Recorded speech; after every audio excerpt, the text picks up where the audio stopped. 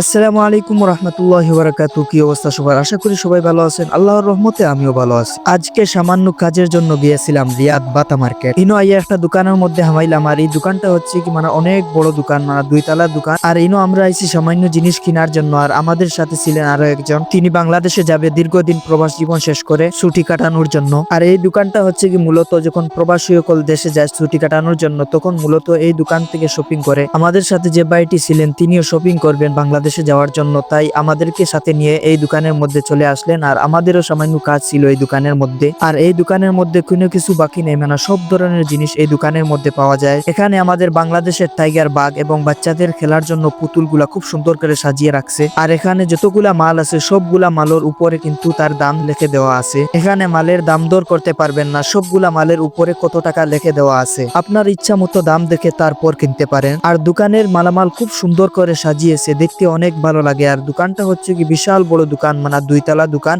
নিচে 1 তলা এবং উপরে আরো 1 তলা। এখানে আপনি চাইলে কিনতে পারবেন। খুব সুন্দর সুন্দর তাসবি আছে এবং ভালো আতর এবং ভালো আয়না, ব্র্যান্ডের আয়না এবং সব ধরনের মালামাল এখানে পাওয়া যায়। এখানে আবার অনেকগুলা লাকিজ সাজিয়ে রাখা হয়েছে। আর প্রত্যেকটা লাকিজের উপর তার দাম দেওয়া আছে। ছোট বড় সব ধরনের লাকিজ আছে। ব্যাগ এবং বিভিন্ন ধরনের কম্বল এবং বিছনা চাদর সবগুলা জিনিস এখানে পাওয়া যায়। অবশেষে আমাদের কাজ শেষ। ওকে, ভালো থাকুক। আসসালামু আলাইকুম রহমতুল্লাহ।